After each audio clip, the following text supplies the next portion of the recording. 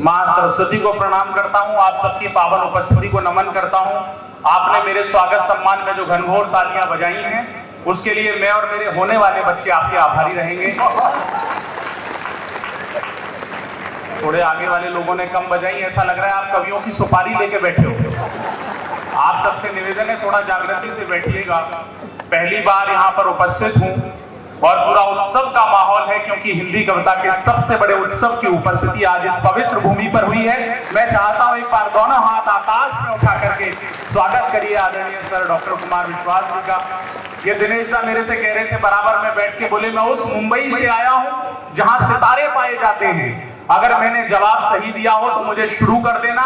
मैंने कहा मैं उत्तर प्रदेश से आया हूँ जहाँ बुलडोजर पाया जाता है। तो सबकी अपनी अपनी स्थिति है, सब कहीं ना कहीं से आए हैं। आदरणीय सर ने बताया कि मेरी अभी नई शादी हुई है, राजनेता बैठे हैं। सर मेरी स्थिति घर में बड़ी विचित्र है, बहुत खराब स्थिति है। मेरी पत्नी कट्टर भाजपाई है, एकदम कट्टर। मैं उसके साथ सोया, पर्स में 1000 रुपए रख के सोया। सुबह उठा तो पर्स में 600 रुपए। मैंने कहा 400 कहां गए?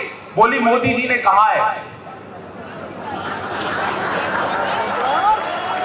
आपकी बार 400 बार, तालियां जोरदार वाली बजा दो इस बार।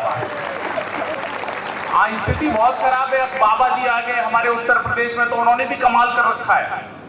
हमारी स्थिति क्या है? नौजवानों की सुनना और आनंद लेना निवेदन कर रहा हूं कि हमको समझ के रोमियो अंदर न करा दें, अच्छे भले लोगों को ये मुर्गा न बना दें। अभी मध्य प्रदेश के एक सज्जन मेरे से कह रहे थे, बोले आप उत्तर प्रदेश से आए हो, आपके बाबा जी तो सबको निपटा देते हैं। मैंने कहा देखो, इसमें बाबा जी की कोई गलती नहीं है, सबका अपना अपना तरीका होता है। गांधी जी कहते थे अगर आपके घर के बाहर कोई कचरा फेंके तो आप खुद उठा के उसे साफ कर दो। मोदी जी उनसे एक कदम आगे। मोदी जी कहते हैं अगर आपके घर के बाहर कोई कचरा फेंके तो उसी से साफ करवाओ जिसने वो कचरा फेंका था। हमारे बाबा जी इन दोनों से एक कदम आगे हैं। अब तैयार रहना, जो समझे उसकी हाथ उठा के तालियां चाहिए। हमारे बाबा जी इन दोनों से एक कदम आगे हैं। बाबा जी कहते हैं अगर आपके घर के बाहर कोई कचरा फेंके तो आप कचरे को भी साफ कर दो, और फेंकने वाले को भी। बहुत समझदार लोग हैं, 2-3 गुटों में लोग बैठे हैं, लेकिन मुझे आशा है कि आप ऐसे ही समर्थन करेंगे जैसे एनडीए में नीतीश कुमार और चंद्रबाबू नायडू करते हैं।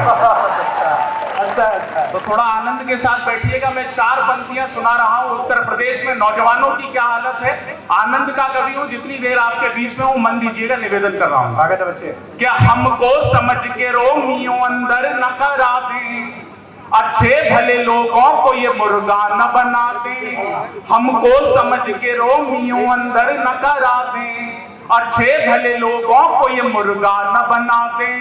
यूपी के नौजवान यही सोच रहे हैं, बाबा जी अपनी ही तरह बाबा न बना दे। ताली बजाओ मिलके सारे जोर जोर से, माहौल जमाओ न सारे बंस मोर से। आप भी बजाओ भाई साहब, आप कांग्रेसी हो क्या? पक्के वाले लग रहे हो, बिल्कुल हाथ ही नहीं। बात को समझो, मैं कहीं से भी निकल सकता हूँ। मेरी पार्टी का आज तक किसी को पता नहीं चला, पत्नी का चल गया। स्थिति देश में भी अलग ही चल रही है, समझ में ही नहीं आ रहा। झाड़ू आम आदमी के पास है, हाथ कांग्रेस के पास है, सफाई भाजपा करती है। अलग ही आनंद चल रहा है।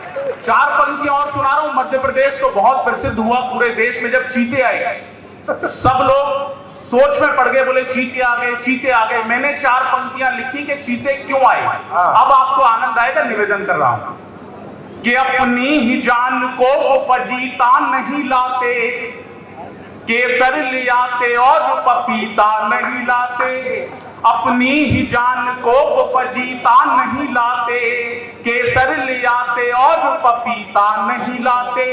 मोदी जी के घर में जो एक शेरनी होती, अफ्रीका से मोदी कभी चीता नहीं लाते।